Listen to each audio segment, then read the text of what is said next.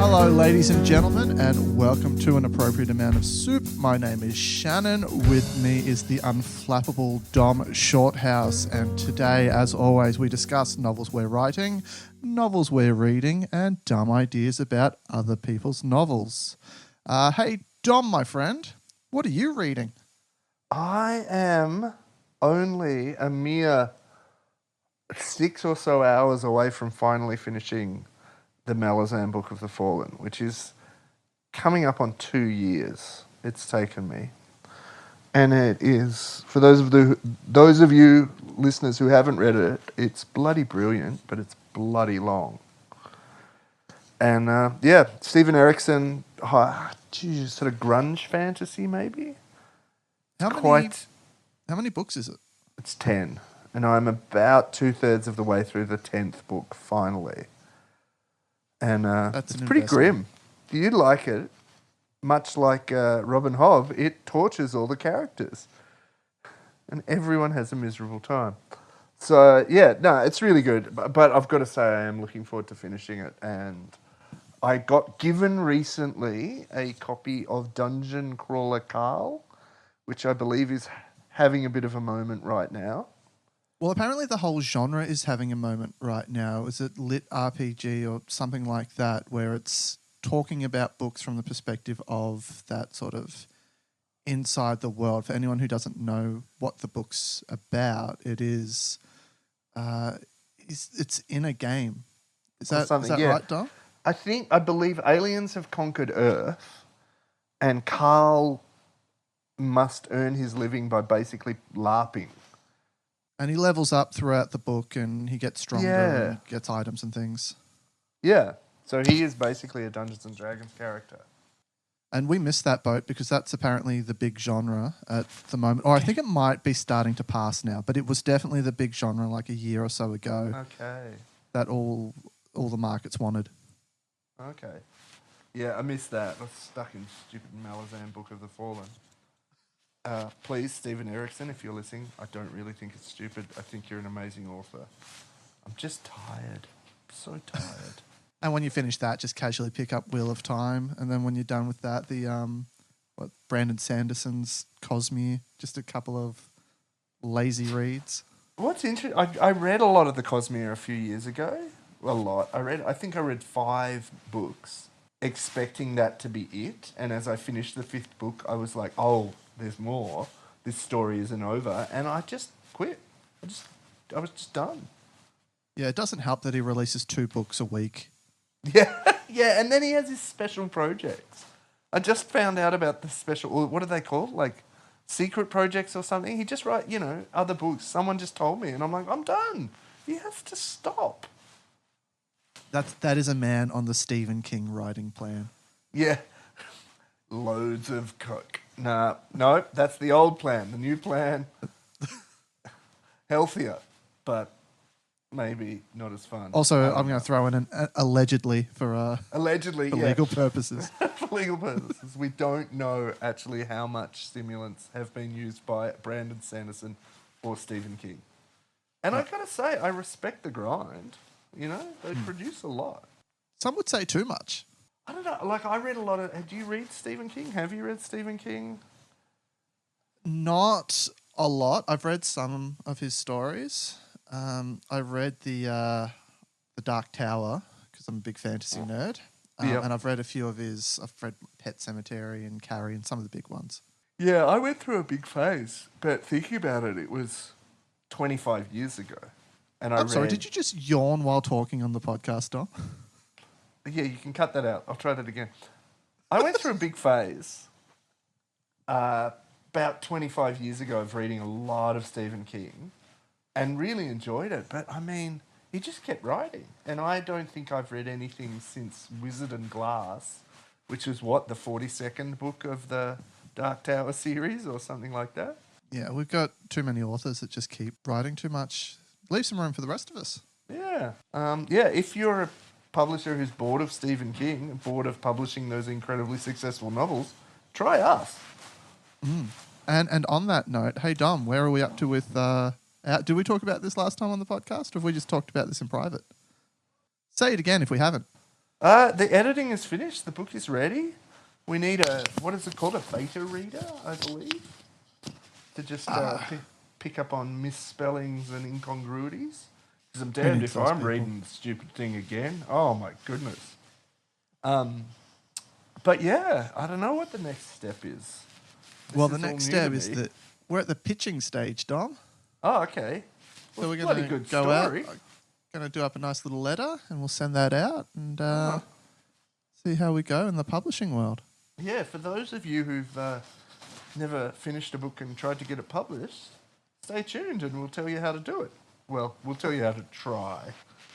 Yeah, well, you'll hear us crying in the next few weeks after we get the 100 rejection letters. Yeah, totally. A friend of mine has just recently finished her debut novel, and I said, "Oh, how's publishing going?" And she said, "It takes perseverance and grit. Buckle up," I think was her advice. Yeah, be prepared to just to be mocked relentlessly. Well, it's not mocking; it's just rejection. Oh, is that all? Although both of us have been married for long enough to forget how painful rejection is. I hear it's fun. Yeah. I remind myself every time I disagree with my wife how much fun it is to get rejected and how tenuous her hold on me is. Do I want to ask questions or should we just move on? Just move on. Cool. My marriage is going really well. Hey, Dom, what rules do you have regarding writing? When you're writing, do you have like a set framework of like, I have to do X, Y, Z, or do you just freewheel that sucker? Yeah, I'm much more, I try to set aside unreasonable amounts of time. I have to be away from home. I find it really difficult to write at home because there's too many snacks. And I just wander off and get snacks. And I have TV and I have a computer at home that's actually capable of doing things apart from word processing. So I usually go and ensconce myself in a cafe for 3 or 4 hours, drink 19 cups of coffee, and smash out a couple of chapters. Right, so yours is a location-based thing. Yeah, it's just the absence of home. Home is too familiar, and for those of you who don't know, I'm pretty severely ADHD, and I need to really remove myself from the familiar, and I find that really helpful. Right. Mine is more just the secondary Stephen King method of just write something. Yeah, and just get something out. Just do it, and it sucks because sometimes you'll just sit there and you'll be like, I got nothing, and I'm just going to write the absolute worst garbage. But then you'll come back to it when you get to the editing stage, down the road, either a week later, a day later, and you go, actually, that progressed. That was good. You need to polish it off because it wasn't written with any sort of vim and vigor. Yep. But it's like, no, this is the way the story should go. This is correct. It's just the feeling wasn't there. Yeah, and do you find it's a lot easier to add meat to bones than to create something out of nothing? It depends. I think sometimes they're creating something out of nothing. If you're in that free-flowing state where everything's just clicking, that can be perfect. Yeah, no, I agree. But at other times, yeah, particularly when you're trying to do that reflection, then it is good to have a little bit of structure to work off of. Well, one of my rules that I actually introduced with the book we wrote together was just keep it moving. Because I would find, like right now, Bill and Betty are in the shop having a very important conversation that's going to set stuff up in the future. But I'm not interested in this conversation. I'm interested in what I know is going to happen this evening. And I would just basically grind to a halt because I hate this conversation even though I know it's important. And what I'll do now is go Betty and John's conversation and literally just write Betty and John's conversation and then move on to the next bit or write a few things, but keep moving because otherwise I would grind to a halt for 2 years. Yeah, I can understand that. It's I do the same with my dinner. I leave the veggies to last, but they need to be done. I'm still a child. See, no, I eat the veggies first. Get that out of the way. I eat very differently from how I write. I just realised. I'm like, get the veggies out of the way, make sure they're done, and then you can really enjoy the steak. Yeah, but then the steak's, cold.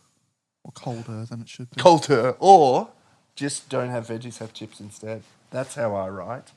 It's just all chips. Just chips. Yeah. Or French fries for my local audience.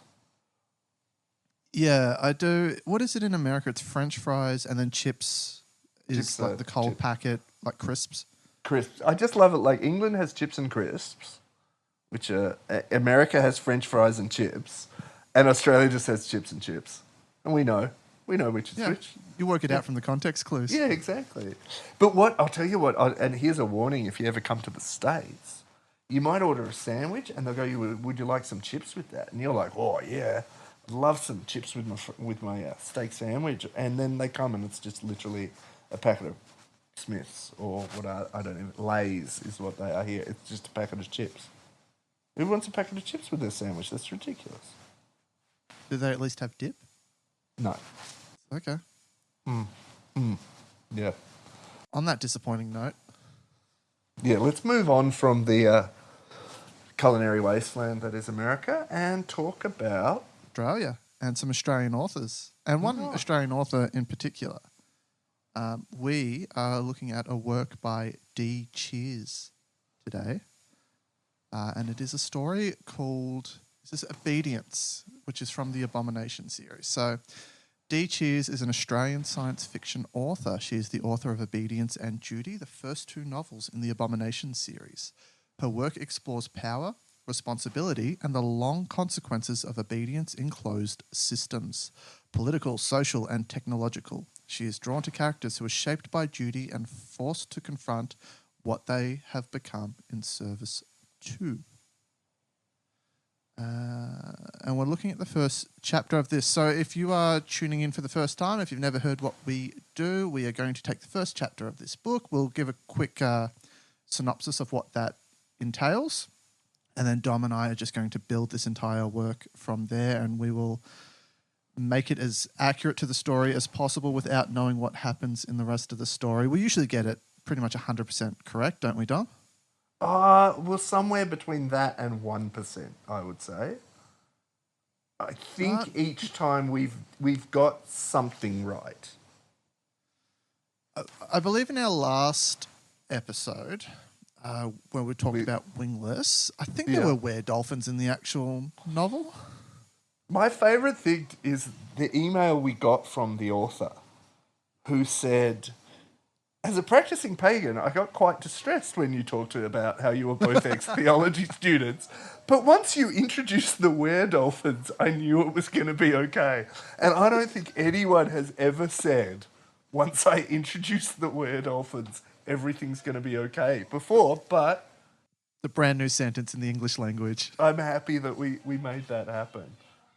But we were right about Gary. That was really all that mattered to me.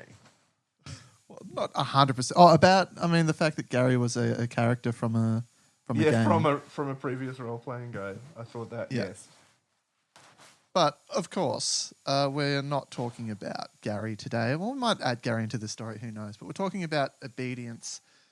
And I've got a couple of notes here about this first chapter, Dom. Mm-hmm. And one of the things I noticed, and we keep talking about this, and I think eventually I'm just going to drop it because it seems to come up every time. It's about naming conventions in these works.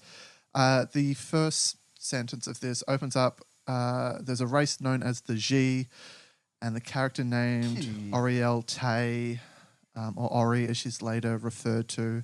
So we know we're in a sci-fi just by the names, as is introduced, which is good. It signifies what you're doing.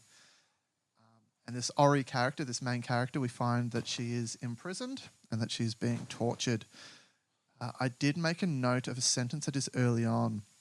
The remains of the mattress, stinking of stale sweat, and a melange of malodorous body fluids couldn't hold back the cold seeping up from the bare synthcrete floor. Now, the fact that they've got the word melange in a sci-fi book, I hope that was an intentional reference. I thought Frank Herbert had actually copywritten that and you couldn't use it anymore. I mean, it was used in context. Like, it was the correct usage of the word, but immediately just start thinking of June. Yeah. Yeah, the thing that got me is she was talking about how cold it was getting. And I was like, would the mattress still smell if it was below freezing? Does freezing temperature affect odours? I think so. Write in, people. I'm going to go smell some ice cream and I'll come back and let you know. No, yeah, that's just how my brain works. Is like, would that actually work? I don't know. All right, so write in amountofsoup@gmail.com. Let us know, can you freeze out an odour? Yeah. Anyway, Ori has an interface that lets her see her vitals. She has what appears to be a number of enhancements. So I've got in here brackets cyborg ? Ooh. And a quick aside on that as well. I was just thinking about this as I was reading the book. Hey, Dom. Is Inspector Gadget a cyborg? Absolutely. Cool. All right, let's move on. We discover that she has been a prisoner of the Republic for 10 years, condemned without a trial.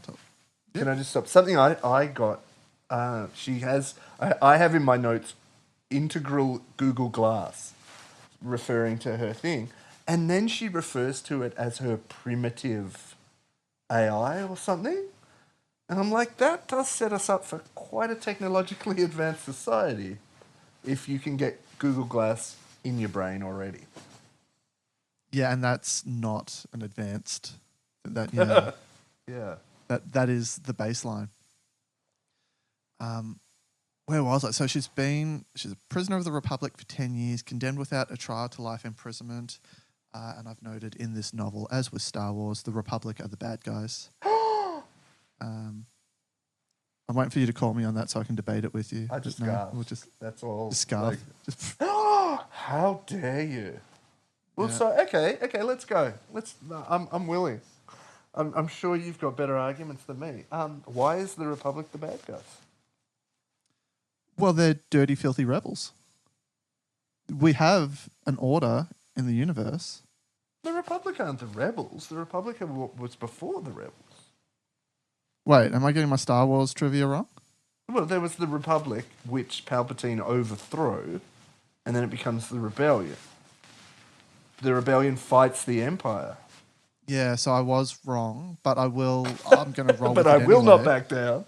Yeah, let's move forward, never backwards. You've seen the coat of arms of Australia. Our animals move forwards, Dom.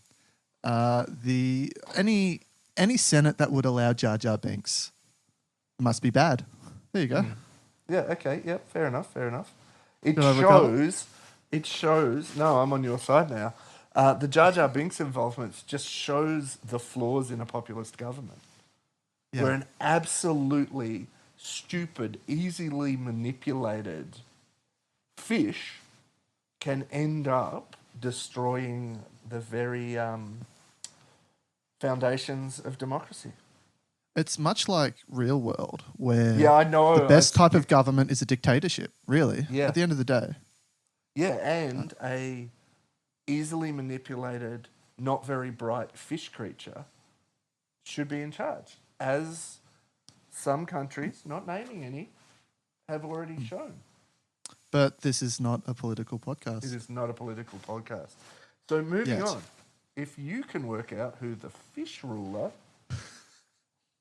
It's not crab people anymore, it's fish people. That's who's taking over. You heard it first here. When do lizard people come in? That's the royal family, isn't it? Well, they're previous. So the crab people overthrew the lizard people, and now the fish people have overthrown the crab people. But it's all behind the scenes. It's all the Illuminati and the pizza restaurants. How quickly have we become the Joe Rogan podcast? Not quick enough, because he's making a packet of money. Anyway, back to our story. So Ori is being ransomed for money by Captain Twari. The environment in the cell is near fatal for Ori, but she sends a reminder to the captain through the AI that he won't receive money if she dies, so he returns the environment back to normal. with a threat to punish the person that made it near fatal. There is a plan for a medic to smuggle Ori out to remove an ID chip, which will probably come in later. There is evidence of desperation to escape. She needs to get to the infirmary. She has broken bones to do so, accepted beatings to try and be sent there. She is also sleeping with the medic to secure passage. Doesn't say that. Yeah, she seduces the medic. She does, and she's done it with more than one. She uses her body. Who knows? Maybe she dances. Maybe she poses for still life. Oh, okay. Well, that makes much more sense, actually. Yeah, totally. Moving on. I was turning it into smut. Yeah, why are you like that? Gee, Shannon. I'm a bad person. We find that Ori is unsure of where home is. Her ship was destroyed in a battle. She was taken prisoner. If she escapes, she may still not be able to find home. My next note, I just say Fight Club. I had arena fight! Exclamation mark. Thunderdome. Yeah. Oh. 2 aliens enter. 1 alien leaves. Oh no. 1 alien and a bot. Well, a cyborg and a bot. True. So they are fighting for the entertainment of the captors. Here we learn that Ori is a skilled fighter. She can also activate an armor enhancement, a subdermal armor dealie, which she does so to battle the bot. I also assume the fact that she doesn't start with that it must take up energy or something because she... it has a limited time because, she sort of brings it in towards the end and says, this is the last trick in the bag. And before this, there is discussion of the fact that she's exhausted and she only has limited energy. She was struggling to get up from a sleeping position. So that was one of the things that I thought was actually pretty cool is she got her AI to raise her body temperature, but doing so cost precious calories. So it has an interesting ability to burn energy in a more directed fashion than our pitiful meat sacks that we dwell in now. Yeah, it'd be nice to lose weight, wouldn't it? If you just it would be great. Yeah, I would just go and sit somewhere cold and go, body, warm thyself. I mean, technically that works for us too. It does burn calories to warm yourself. Yeah, but you also get cold. You do get cold. Go sit in a freezer and do some exercise. That's my new... My new weight loss regime is just sitting with a bag of ice on my crotch. While eating a whole family-sized pizza. Yeah, exactly. But a cold family-sized pizza straight out of the freezer. Your body has to warm that up as well. Genius. Let me know how it goes. The captors are made up of ex-guard members who have been dismissed for disciplinary issues, which... From the Imperium. Yeah. Which is a bit of a sci-fi fantasy trope. Like you see this in other works as well, where they take the riffraff from the military and these are now the guards of this one particular thing. And would that work in real life? Like just take the worst of the worst and go, all right, you're responsible for this now. Well, if you look at it these days, obviously they're not actually like picking the worst people to become prison guards. But from what I understand, it's not the hardest job to get into. And to all those listeners who are prison guards, I'm not trying to be disparaging, but I don't think it's necessarily a heavily regulated job. At least somewhere like Cambodia, where I used to live, it was a job that was intentionally poorly paid, allegedly, so that the guards were actually motivated to extort as much as possible from the prisoners. It's also interesting that we moved into this conversation after talking about freezing and ice and all those things, but we are not a political podcast. We are not a political podcast. Ori's injured in the fight, but Tuari refuses to send her to the medic again. The chapter ends with Ori insulting Tuari, possibly a ruse to get to the medic. Maybe she's trying to get him to beat her further. And in Tuari's defense, her cyborgness means she's going to heal in a couple of days anyway.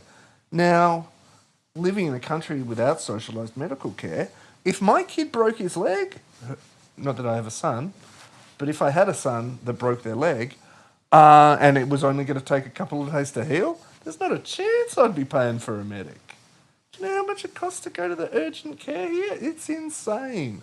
Limp it off, buddy. Yeah, exactly. Rub some dirt in it. With that in mind, what would happen next, Dom? I've got to say, more so than the other novels we've read, I find this one is so wide open. Is it going to be a buddy cop? So I'm going through the main genres we've covered. Buddy cop, probably not. Is it going to have magic crabs? Probably not. Oh, okay. Obviously, escape is important.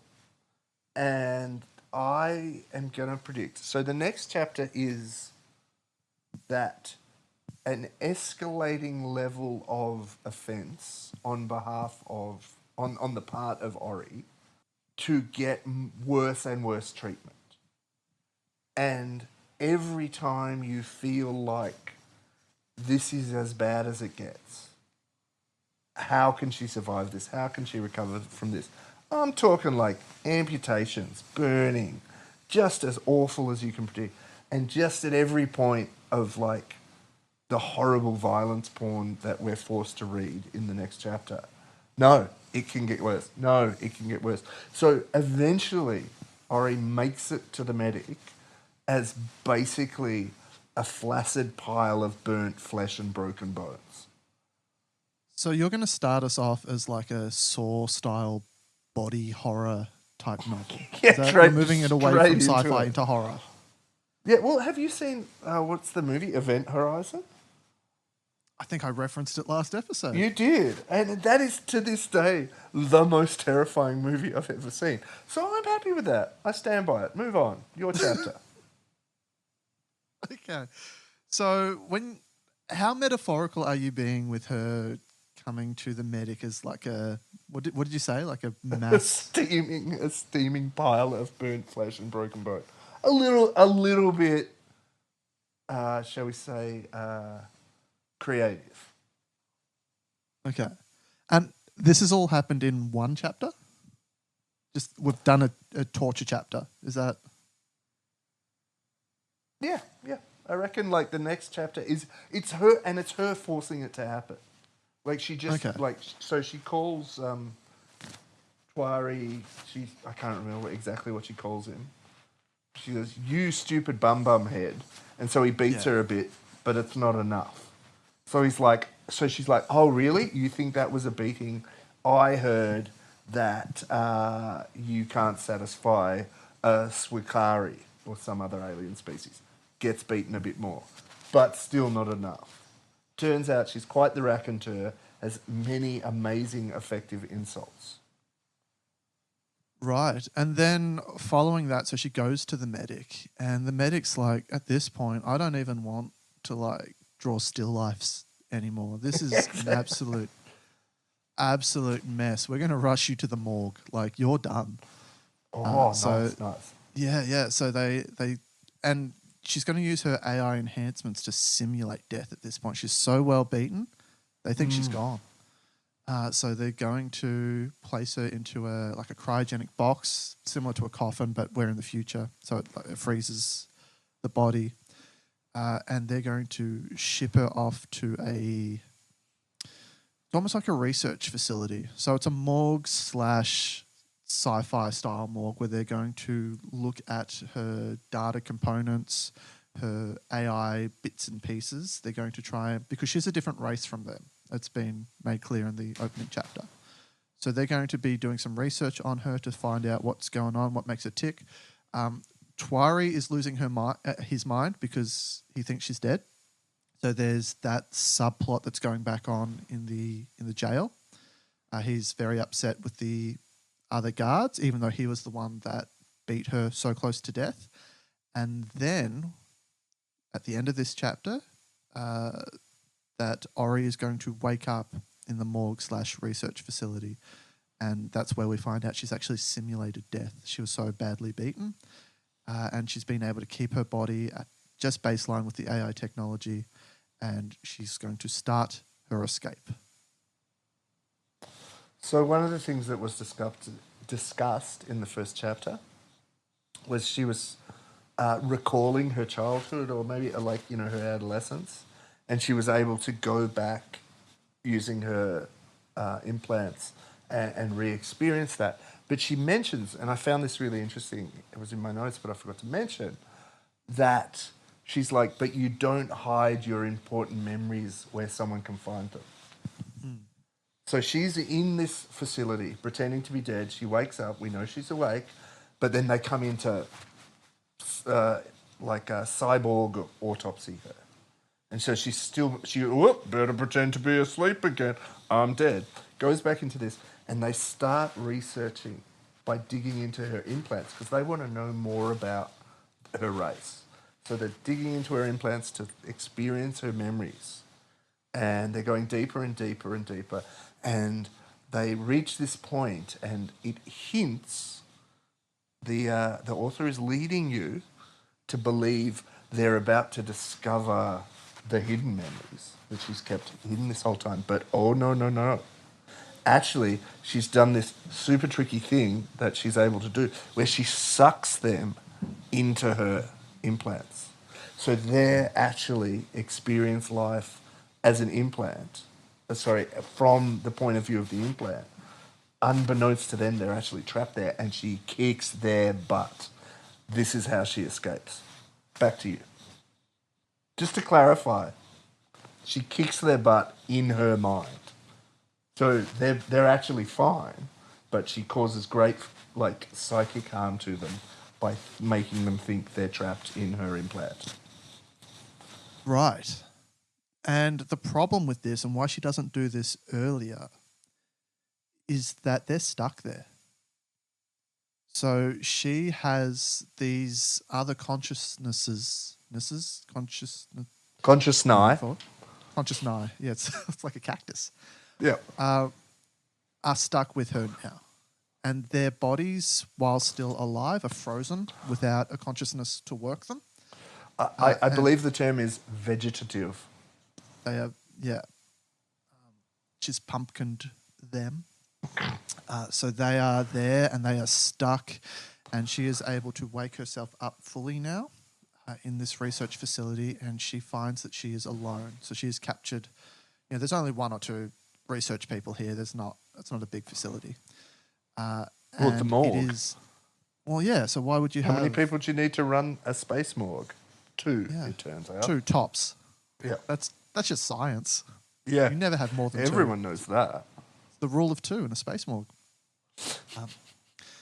And it is also a spaceship morgue. So this is a floating morgue.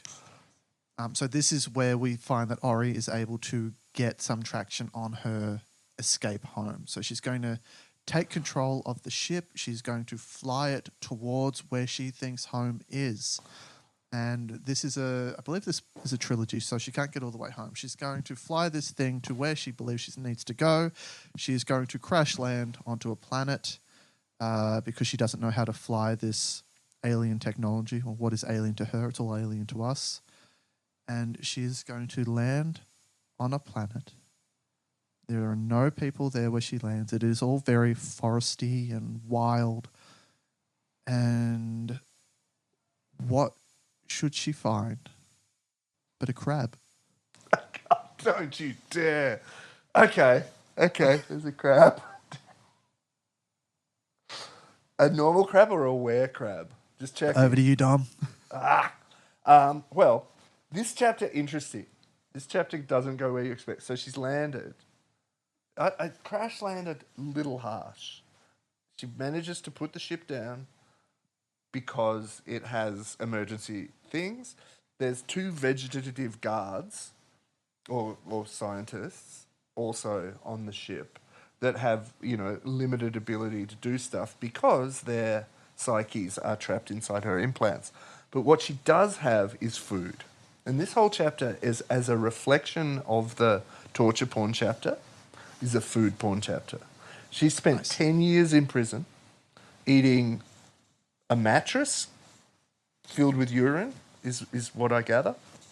Mm-hmm. And this chapter, she is just hoeing into the food. And we actually, it's exposition on what the implants can do. What can they do, Shannon? Once they're powered by lots of avocado on toast. Right. And I'm assuming that she's eating a family-sized pizza with ice on her crutch. Is that? No, she doesn't need to lose weight. Oh. Unlike us, she needs the calories. Yeah, unlike us, she's been starved for 10 years. Okay. Not a single meat pie or anything. It's a tragedy. Right. So what we find that is able to happen at this point is that she can release the consciousness that she stored. So she took in the consciousness of the medical team, and now she has enough calories left now that she can return them. The issue is, though, that she is worried that if she returns them to their humanoid form, that they'll just recapture her. And they'll take her back, and so she doesn't want to do that. So I believe you can see where this is possibly going, Dom, that we now have 2 sentient crabs that are going to be freaking out because these are sentient beings inside crab bodies that do not want to be a part of this, that are trying to get back to their usual consciousness, and that they know only Ori can do that. Now, this chapter is Ori talking to crabs about her home, about how does she return home, and what is home, where is home, and what do the crabs tell her, Dom? Well, it's interesting because it's not the crabs that talk back. Because maybe what you've come to realise, Shannon, is that these orderlies, these morgue orderlies, aren't the first psyches she's absorbed. And she had crushed them down so hard, and she had in fact forgotten until Captain Sporran, who was her abusive boot camp leader 25 years ago when she was learning how to be a Republic commando, through a terrible accident, she absorbed his personality. Now, this seems bad, I know, but you know what Captain Sporran's really good at? What? Tell me. Surviving on crab planets. What he's always loved. It's what he's always done. So he actually is able to give some sage advice. Does he want to give sage advice? No, he does not, because she trapped his consciousness in her implant 25 years ago, and this is the first time he's been in a body. And is it the body he remembers? No, it's some sallow, wizened, pasty white medical nerd's body he's stuck in. But he does know how to survive on crab planets. Oh, so she's moving the conscious nigh around. Well, as she's trying to get medical orderlies into the crabs, it gives Captain Sporran the chance to escape because the connection to the implant reading machine is still open. She forgot to close it. And he uses that to leap out and into the bodies of one of the skinny, sallow medical orderlies who, despite the fact that they had access to unlimited avocado on toast, still skinny. And you know what Captain Sporran is really upset about? That he's been trapped in there for so long with so many other consciousnesses. Conscious nine. And the reason that there are so many in there, and this is the big discovery towards the end of this book, when Ori's ship went down that caused her to get captured, there were no other survivors. There was no way that they could survive the crash. Ori could. She has the armor, the subdermal armor. She could survive that impact. No one else on that ship could. So she took them all. Took every consciousness with her to save her people. And that is why she can't remember home. Her memories are fuzzy. She can't, it's not safe for her to access her memories because there are so many all trapped within her. And Sporran is quite perturbed because one of the issues with having so many conscious nigh, I'm going to keep mucking that up. It's almost like I have a real word in the back of my brain. And it doesn't want to accept it. But yeah, with all the other conscious nigh, there's this issue of sanity. You know, they're all interfering with each other, and he's now got a clear mind. And he is one of her people, and he does know the pathway home. But after this experience, and with a couple of crab people, and without resources, what could happen next? Dom? Well, so Captain Sporran talks to Ori. Is that her name? I've forgotten. It's been so long. And is like, well, the secret for us to get off is surely someone whose consciousness you've absorbed has the answers, can tell us. But much like me and my childhood trauma, Ori has just taken all those consciousnesses and smushed them down into a tiny little ball. And her fear is that if she opens up to go, oh, well, what we need is, you know, Scotty from engineering, he'll be able to fix the ship and get us home. But in opening it up to that, it could just explode and suddenly there's, you know, like how many people were on that ship? Let's just come up with a number. 273. So 273 consciousness just burst out. Yeah, sanity is the issue. So this is the discussion. Because it talked about, didn't Dee's biography talk about how it's about responsibility and power? So this is it. This is the philosophical debate. Is she willing to open herself up to becoming a completely gaga, quivering ball of trauma to save her race? Yeah, and you've made me reflect on the that biography, and we've completely just disregarded the long consequences of obedience in closed systems. But I think that happens in the second book. That's where all the politics come in, because this is not a political podcast. We couldn't do that in ours. Yeah, we could. Sorry, Dee, if that was an important aspect of the first novel. We chose poorly. We're simply not allowed to discuss politics of anything. I cannot, in good conscience, now talk about politics. Oh, that one got me. Well done. Well done. Thank you. I'm here all day. So where are we at? Oh my goodness. I think we're up to the conclusion of this book. I think the first one is going to end near here. And I don't know whether you would make it. I think you'd go a cliffhanger. I think she's going to have to trial getting the consciousness of someone who can fly a ship, or construct, a mechanic, an engineer, someone who's going to be able to take their broken ship that they've got, repair it, and bring it back. All that she's got is a crab body to try and put this into. No. She's got one medical orderly body. Which body would you choose, though? Crab or medic? Crabs don't have opposable thumbs. They can't fix stuff. Not with that attitude. Come on. Sorry, you're right. They might be can-do kind of crabs. So yeah. So anyway, does she choose a can-do crab or a medic corpse-ish? It's your chapter. You get to choose.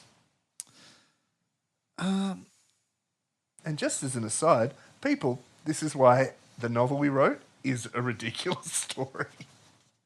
Hey, the novel... No, don't downsell. We're going to edit this out. We're going to edit that comment out, Dom. Our novel's great. It is great, but it has some ridiculous twists and turns caused by our desire to screw each other over. Yeah. I think, look, for the sake of closure on this, we'll go with the medic. So she's going to transport a consciousness to the medic, and what this book is going to end on is what consciousness has gone across. Well, she tried to get Scotty from engineering. That's what she's trying to do. She's tried to but do that is the conclusion is going to be unclear. So it's going to be, has she succeeded or has she not? Because the response when the medic wakes up is not what she was expecting. And then it ends. Yeah. And what is that response? We don't know who is in that body. And then later we find out she's accidentally put a crab in a human body. That's Again. for next book. That's for the next book. This. Look, I think we could be accused of some tomfoolery, and maybe some shenanigans. Maybe even buffoonery at its finest. And I think that we're probably quite far from where this story goes. But I think what we came up with has legs. Crab legs, well, obviously, but legs. Let's have a look at the blurb and see how close we got. Okay. Let me... you've got for 300... I've got it. I've got this. You just take a seat right there. You put your feet up. Yep, put my feet up. Get a pizza, some ice on the crutch, and for 300 years, the Republic has ruthlessly eliminated genetic engineering and its associated technologies. For Ori Tay, an engineered enhanced super soldier being thrown across thousands of light years to end up adrift on the edge of Republic space is just the start of her problems. Rescued by the non-humanoid Hubney, who I assume is a crab, Ori is turned over to the spider-like, crab's a spider-like, Z, when her repeated escape attempts result in too many Hubney deaths. From the webs and tunnels of Gia, Ori is sent to the Republic, a humanoid civilization still racked by the aftershocks of the Great War. Condemned to perpetual imprisonment, torture, and under constant threat of execution, Ori is the Republic's most dangerous secret. For Tel Rosim, Lord President of the Republic, Ori is everything he has fought against, an abomination that should have been executed years ago. For Jack Raynor, newly appointed G liaison, Ori represents an opportunity to release the Republic from G control, if he can master his crippling arachnophobia. But for Ori, unexpectedly given a final chance of freedom, learning to get along with the crew of the freighter Avadora may be her greatest challenge yet. I think we nailed it. Yeah, like everything we just read could come about. This is amazing. I think A+. Well done, Shannon. Well done. So obviously, who does she put into the medic? It's Jack. Yeah. Done. Boom. Tick. Next. Next book. We're done. We got it. Yeah. All right. Well, on behalf of Shannon and I would like to thank Dee for submitting a novel. And as always, I hope our buffoonery has entertained and not offended. I would like to apologise to Dee. I don't want to thank her. I want to apologise to her for absolutely massacring her story. But yeah, hopefully she enjoyed it. And I will say to anyone else out there that has a story, a completed story, that they would like the appropriate amount of soup treatment on, we are open for submissions now. So please send through an email to us at amountofsoup@gmail.com. Mm-hmm. We'd love to see the first chapter of your story. And then we'll be in touch asking for a little bit of information from you, like your bio and whatnot. But So before we go, Shannon, Dee's story, what's its soup rating? Do I give it a crab soup or do I save that for another podcast? Oh, it's hard to avoid, isn't it? I don't want to waste crab soup. No, it's not a waste because I think it deserves crab soup. I shouldn't say waste. No, I'm locking in crab soup. What do you think? I'm actually going to go for a crab chowder. Ah, yes. Because I felt it's tropey, this story. But I love sci-fi, and I love sci-fi tropes. So I went for the tropey soup, which is agreed. Chowder. Although we're only looking at chapter 1, right? And so from chapter 1, I got the feeling I like some of the Star Wars books and things like that. The quick light read, and I got the impression, but also I had the consideration that something like Dune starts like that as well. So it's setting up the tropes, and I wonder if it's going to subvert the tropes later on, or if it's going to lean into it and be like a trade paperback style, put your feet up and just enjoy the book type of ride. Yeah. Well, I definitely, either way, I think I could put my feet up and enjoy the book. With ice on your crutch. With ice on my crotch and a frozen pizza in hand. Well, and as always, thanks for listening, guys. And enjoy your pizza.